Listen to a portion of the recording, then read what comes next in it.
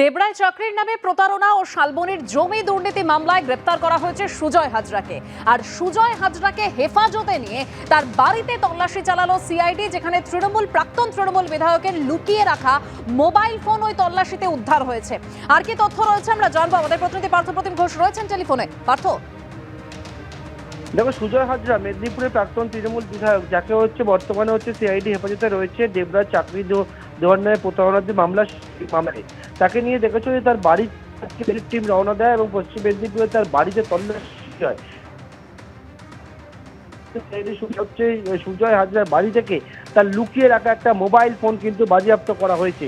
মূলত তুমি জানো যে গত দুদিন ধরে এই ডেবরার চাকরি দুর্নীতি মামলায় সুজয় হাজরা এবং অভিষেক বন্দ্যোপাধ্যায়ের আত্মসহায়ক সুমিত রায়কে মুখোমুখি বসিয়ে জিজ্ঞাসাবাদ করা হয় এবং সেখান থেকে যে তথ্যগুলো পাওয়া যায় সেই তথ্যগুলোর উপর ভিত্তি করে তদন্তকারী যখন তদন্তকে এগিয়ে নিয়ে যায়, দেখে যে সুজয় হাজরা একাধিক মোবাইল ফোন রয়েছে।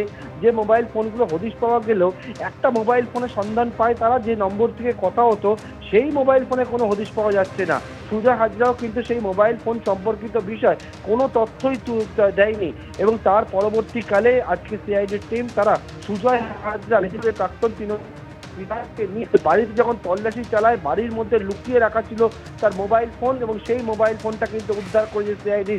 এবং যে বিষয়ে মনে করা হচ্ছে এই মোবাইল থেকে অনেক কিছু চাবিকাঠি কিন্তু এই মোবাইলের মধ্যে রয়েছে, সেখান থেকে অনেক একাধিক তথ্য কিন্তু পেতে পারে। কারণ এই যে দুর্নীতির অভিযোগটা সামনে এসেছে সেটা হচ্ছে জমি দুর্নীতি। যে জমি দুর্নীতি ইতিমধ্যে সুজয় হাজরার যেমন নাম পাওয়া তাকে গ্রেপ্তার করেছিল পশ্চিম মেদিনীপুর জেলা পুলিশ এবং সেই জমি দুর্নীতি মামলায় তুমি দেখেছিলে একেবারে অভিষেক বন্দ্যোপাধ্যায়ের বাড়িতে পৌঁছে গিয়েছিল পশ্চিম মেদিনীপুর জেলা পুলিশ তার আত্মসহায়ক সুমিত রায়ের খোঁজে এবং সুমিত রায়কে একাধিকবার ভবনে ডেকে জিজ্ঞাসাবাদ করা হয়েছে।